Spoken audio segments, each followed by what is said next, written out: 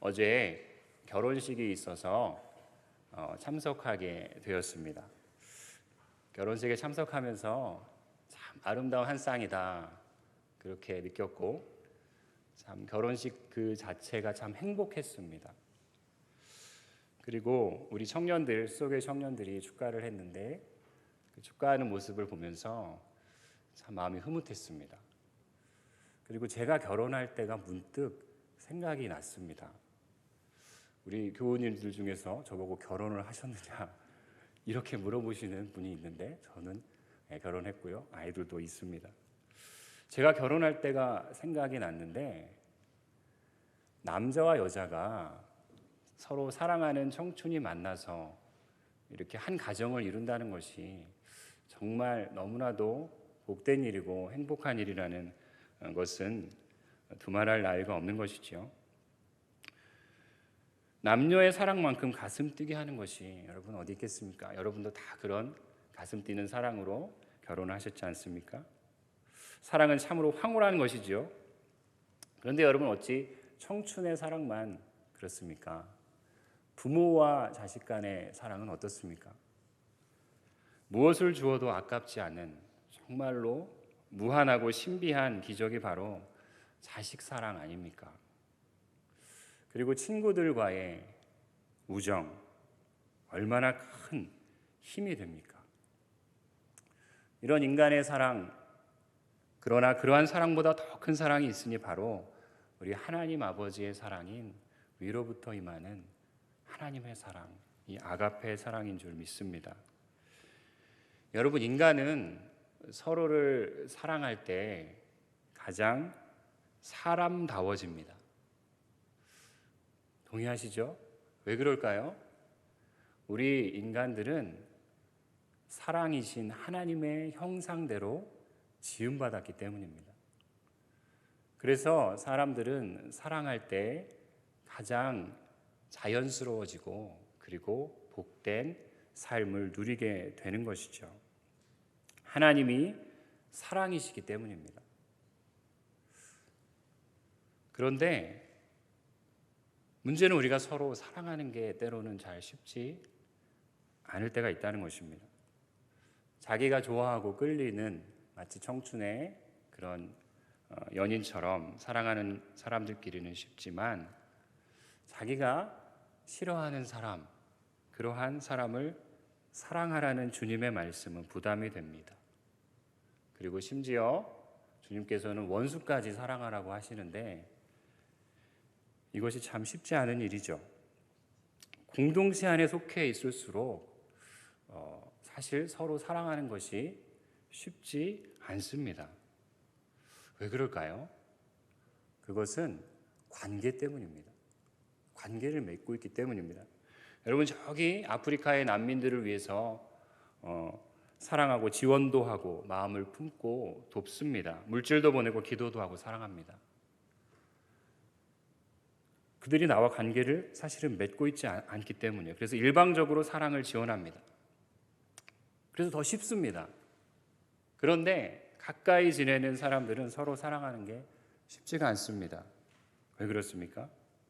첫 번째는 우리의 죄성 때문이고, 두 번째는 관계를 맺고 있기 때문에, 그 사람과 내가 관계를 맺고 있기 때문에 그 안에서 서로가 모난 부분들을 발견하기 때문입니다.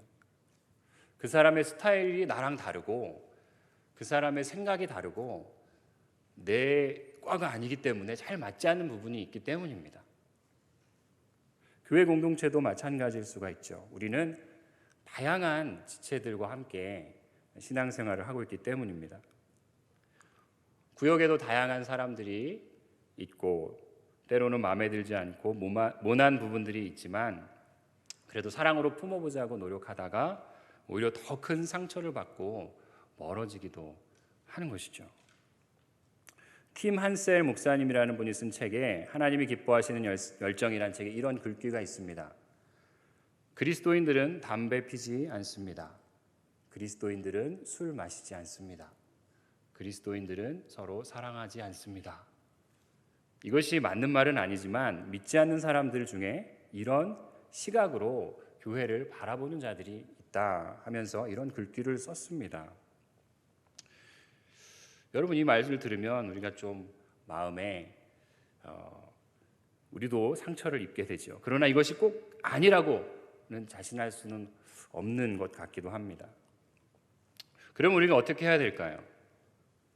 오늘 요한 1서 1장의 이 말씀을 통해서 포기할 수 없는 서로 사랑하라는 그 하나님의 길을 찾아가 보고자 합니다. 7절인데요. 7절 말씀 우리 함께 읽겠습니다.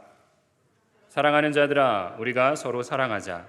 사랑은 하나님께 속한 것이니 사랑하는 자마다 하나님으로부터 나서 하나님을 알고. 여러분, 오늘 말씀에 보면 우리가 사랑에 대해서 이해할 때 우리가 먼저 알아야 할 것이 있다는 것이에요. 그것은 무엇이냐면 사랑은 하나님께 속한 것이라는 것입니다. 사랑은 우리 안에서 나오는 것이 아니라는 거예요. 사랑하는 자들아, 사랑은 하나님께 속한 것이니. 여러분, 이것을 우리가 기억해야 합니다. 사랑은 내 안에서 나오는 것이 아니라는 거예요. 우리가 누군가를 품고 사랑하다가 마음이 뒤틀어지고 싫어지는 이유가 뭡니까? 나의 사랑으로 사랑하려 하기 때문인 것입니다. 우리 안에는 사랑이 없습니다. 사랑은 하나님께 속한 것입니다. 내 사랑이 아니라 하나님의 사랑으로 서로를 사랑할 때 사랑의 능력을 경험하게 되는 것입니다. 사랑은 하나님께 속한 것이니. 요한 1서를 쓴 사도 요한은 무턱대고 사랑하라고 하지 않습니다. 강압적으로 말하지 않습니다. 서로 사랑하라면 사랑할 것이지 무슨 잔소리냐? 이를 악물고 서로 사랑해라, 결단해라, 막무가내로 이렇게 접근하지 않습니다. 서로 사랑하라가 아니라 1절에 보시면 우리 서로 사랑하자고 권면합니다. 그 이유는 사랑하지 않으면 결코 하나님을 알 수 없기 때문이라고 권면합니다. 사랑하지 않는 자는 하나님을 알 수 없다는 것입니다.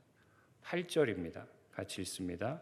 사랑하지 아니하는 자는 하나님을 알지 못하나니 이는 하나님은 사랑이심이라. 사랑하지 않는 자는 하나님을 결코 알 수 없기 때문에 사랑하자는 것입니다.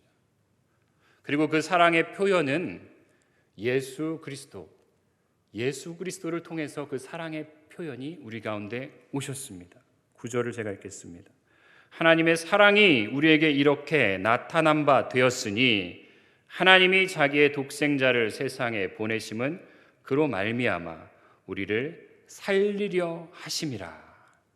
하나님의 사랑이 나타나신 것이 바로 우리에게 나타나신 바 된 것이 예수 그리스도이십니다.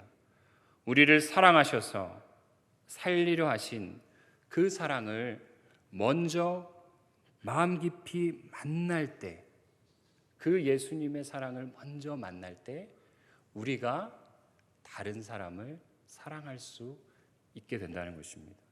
그러한 조건들이 갖춰진다는 것입니다. 이것이 순서가 중요한 것입니다. 우리 안에 사랑이 없습니다.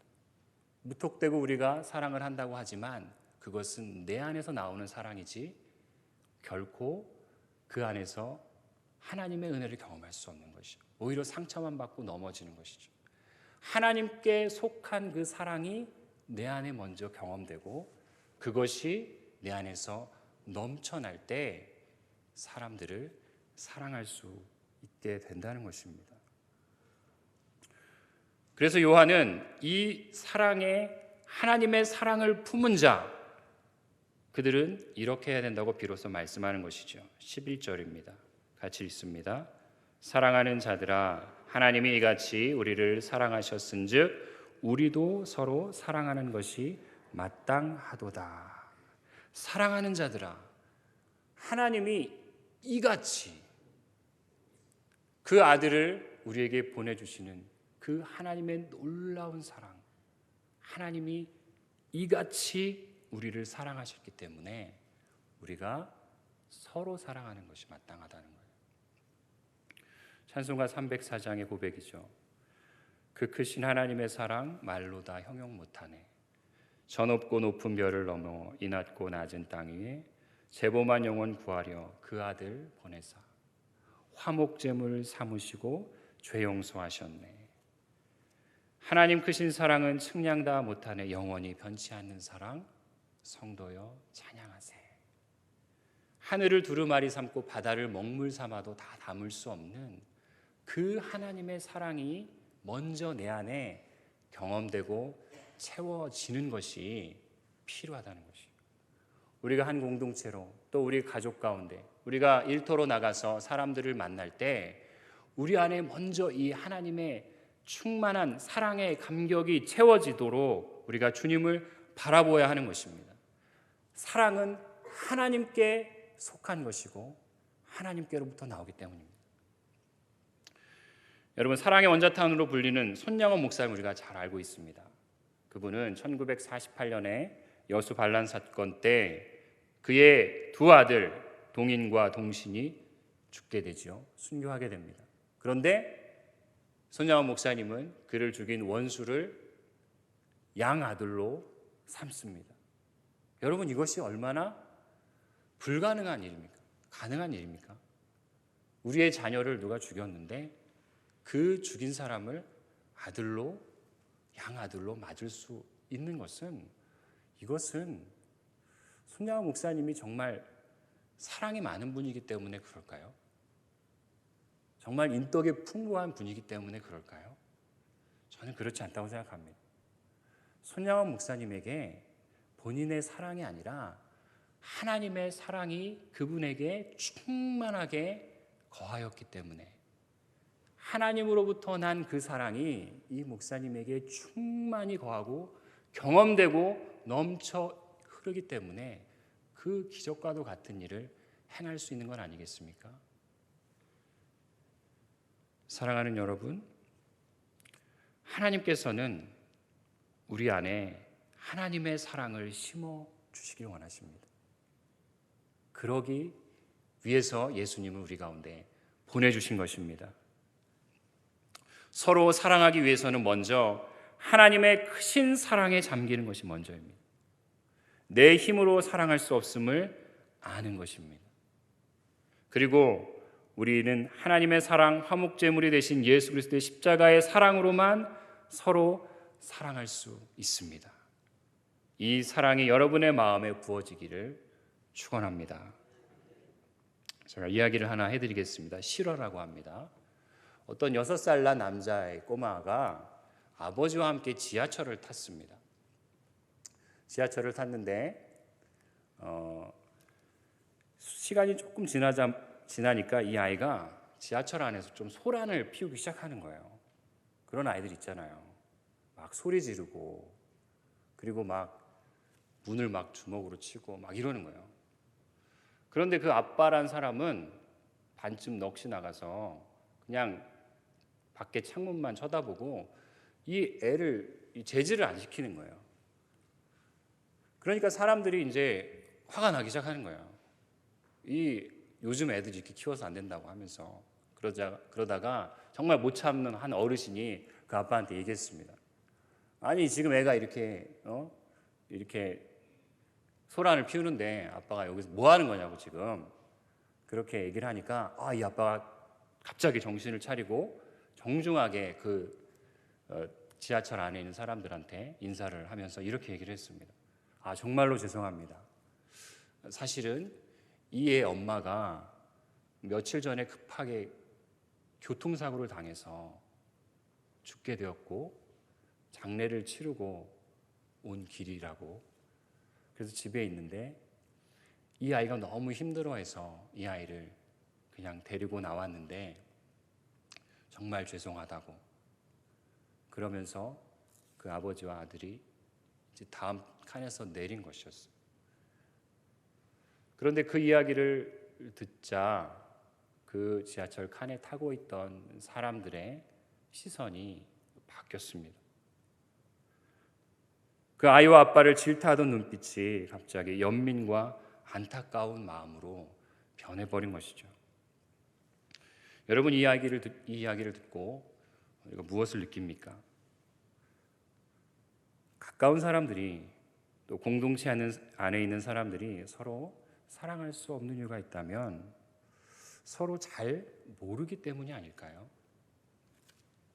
지금 그 사람이 왜 그런 행동을 하는지, 왜 그런 말을 나에게 하는지, 그 사람이 자라온 환경과 그리고 그 사람의 상처, 아픔, 기쁨, 그 모든 것을 우리는 잘 모르기 때문에 쉽게 그 사람을 판단해버리고 정죄해버리는 것은 아닐까요?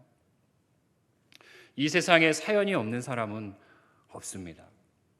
여러분 옆에 계신 분들도 다 나름대로의 사연이 있지 않습니까? 네. 말을 안 해서 그렇지 우리는 다 사연이 있는 사람들이죠.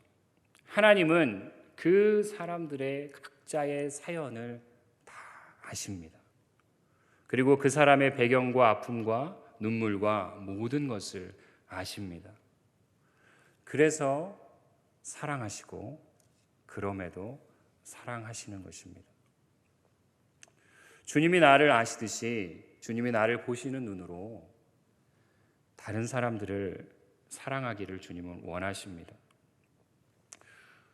우리 주변에 있는 사람들이 내가 알지 못하는 사연이 있다는 것을 마음에 생각한다면 조금이라도 더 사랑할 수 있지 않을까요? 주님이 보시는 그 마음과 눈으로 우리 주변에 있는 사람들을 보게 해달라고 우리가 기도하기를 바랍니다. 오늘 16절 말씀입니다. 함께 읽겠습니다. 하나님이 우리를 사랑하시는 그 사랑을 우리가 알고 믿었노니 하나님은 사랑이시라. 사랑 안에 거하는 자는 하나님 안에 거하고 하나님도 그의 안에 거하느니라. 하나님 안에 거하는 자는 상대방의 마음을 하나님의 마음으로 품습니다. 하나님이 그 안에 거하시기 때문입니다. 여러분 두 번째로 우리가 서로 사랑하기 위해서 중요한 것이 있습니다. 그것은 서로 사랑하기 위해서는 그 서로 중에 누군가 먼저 손을 내밀어야 한다는 것입니다.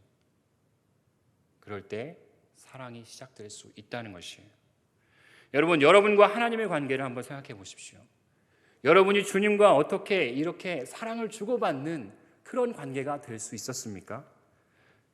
주님께서 여러분에게 먼저 손을 내밀으셨기 때문입니다. 우리가 아직 죄인 되었을 때에, 하나님과 원수 되었을 때에 그분이 먼저 우리에게 손을 내밀어서 우리를 잡아주셨기 때문인 것입니다. 오늘 말씀 10절 말씀입니다. 함께 읽습니다. 사랑은 여기 있으니 우리가 하나님을 사랑한 것이 아니요 하나님이 우리를 사랑하사 우리 죄를 속하기 위하여 화목제물로 그 아들을 보내셨음이라. 우리가 하나님을 사랑한 것이 아니요 하나님이 우리를 사랑하사 먼저 주님께서 우리에게 손을 내미신 것입니다. 우리가 아직 죄인 되었을 때 로마서 5장 8절에 그리스도께서 우리를 위하여 죽으심으로 하나님께서 우리에 대한 자기의 사랑을 확증하셨느니라. 아멘이시죠? 여러분 요한일서 오늘 읽은 말씀 19절 말씀에도 이 말씀이 있습니다. 19절 같이 읽습니다. 우리가 사랑함은 그가 먼저 우리를 사랑하셨음이라. 아멘. 우리가 사랑함은 그가 먼저 우리를 사랑하셨습니다. 내 안에 있는 사랑이 아니라 사랑은 하나님께 속한 것이니 하나님으로부터 오는 그 사랑으로 우리가 사람들을 섬기고 사랑하는 것. 내 안에서 나오는 것이 아닙니다. 내 안에서는 선한 것이 없습니다. 하나님께서 주시는 그 사랑이 임할 때, 그리고 내가 하나님의 원수 되었을 때 먼저 나에게 손 내미셨던 그 주님의 사랑을 받은 자로 다른 사람들에게 손을 내미는 것입니다. 그리고 그들을 품는 것입니다. 그러나 여러분, 그것조차 사실 쉬운 것이 아닙니다. 나는 사랑한다고 손을 내밀지만 상대방은 마음을 닫아버리고 꽉 막혀 있어서, 어둠 가운데 막혀 있어서 소통이 안 되는 것입니다. 여러분, 그때 우리가 어떻게 해야 되겠습니까? 그냥 닫아버려야 하겠습니까? 그렇지 않습니다. 우리가 먼저 손을 내밀고 사랑하는 구체적인 아주 실제적인 방법이 있습니다. 그것은 무엇입니까? 바로 우리가 먼저 그 사람을 위해서 기도하는 거예요. 나와 관계가 조금 어긋나고 불편한 상대가 있다면 그 사람을 위해서 내가 축복 기도를 하는 겁니다. 그 사람의 이름을 부르며 하나님, 내가 이 사람을 지금 사랑할 수 없고 내 마음은 닫혀 있지만 화가 나고 그리고 묶여 있지만 하나님, 주님께서는 이 영혼을 사랑하시는 줄 믿습니다. 내가 이 영혼을 축복합니다. 주님, 이 영혼을 축복합니다. 하나님의 마음으로 이 영혼을 잘되게 하시고 주님 붙들어 주시옵소서. 이것이 먼저 손을 내미는 것입니다. 그 다음엔 하나님 앞에 맡기는 것입니다. 그럴 때 하나님의 역사가 일어나는 것입니다. 제가 이 설교를 준비하다가 우리 아내와 조금 다툴 일이 있었습니다. 운전을 하고 가는데 아내가 어떤 말을 던졌는데 제 마음에 확 그게 막 들어오는 거예요. 그래서 평소엔 안 그러는데 아무튼 마음이 아주 상했습니다. 그래서 이렇게 있는데 그 다음날 새벽 기도에 나와서 기도를 했습니다. 내 마음은 이렇지만 그것과 상관없이 하나님 앞에 축복하며 기도했습니다. 그러고 나자 바로 집에 가서 제가 저 때문에 벌어진 일이기 때문에 미안하다고 사과를 하게 됐는데, 우리 안에서의 하나님의 마음을 움직이시는 것은 우리의 생각과 우리의 방향과는, 우리는 우리 안에 있는 죄성과 우리 안에 굳어져 있는 부분이 있기 때문에 우리의 마음으로 그것을 담아내지 못할 때가 많습니다. 여러분이 먼저 손을 내밀고 기도하십시오. 축복하십시오. 그 안에 하나님의 은혜가 임하는 줄 믿습니다. 서로 사랑하기 위해서 두 가지를 우리가 생각해 보았습니다. 첫 번째는 사랑은 하나님께 속한 것이라는, 나에게 있는 것이 아닙니다. 기억하십시오. 그 사랑의 풍성이 거하시기를 여러분 주님을 바라보시면서 사모하십시오. 주님과의 깊은 교제가 있어야 우리가 사랑할 수 있는 것입니다. 주님과의 깊은 교제가 있을 때 하나님의 눈으로 조금 더 상대를 이해할 수 있는 것입니다. 그리고 하나님의 사랑으로 여러분이 먼저 손을 내미시고 먼저 기도하십시오. 그 다음은 주님께 맡기시고 하나님께서 하나님의 놀라운 일들을 이어나가실 줄 믿습니다. 진정한 사랑은 피곤한 영혼에 여러분 새 힘을 불어넣습니다. 하나님의 사랑이 여러분을 오늘도 이끌고 계심을 믿으십시오. 하나님께서는 여러분이 서로 사랑하기를 원하십니다. 이것이 여러분을 향하신 하나님의 뜻입니다. 예수님께서는 마태복음 24장에서 말세의 징조를 말씀하시면서 두 가지를 말씀하신 바 있습니다. 첫 번째는 많은 거짓 선지자들이 나타나서 미혹할 것이라는 거예요. 그리고 두 번째는 많은 사람의 사랑이 식어질 것이라는 것입니다. 여러분이 요한일서를 썼던 사도 요한, 이 요한일서의 주제는 두 가지입니다. 영들을 분별하라는 거예요. 많은 이단들과 거짓 영들이 있을 것이니까 그것을 분별하라는 것입니다. 실제로 이 교회 안에 들어와서 회방시키고 어지럽힌 자들을 정리하였던 그런 어려움들이 있었습니다. 두 번째는 서로 사랑하라는 것입니다. 사랑이 식어질 것이라는 거예요. 더욱더 뜨겁게 하나님을 향한 사랑을 가지고 사랑하는 저와 여러분 되시기를 주님의 이름으로 축원합니다. 기도하겠습니다.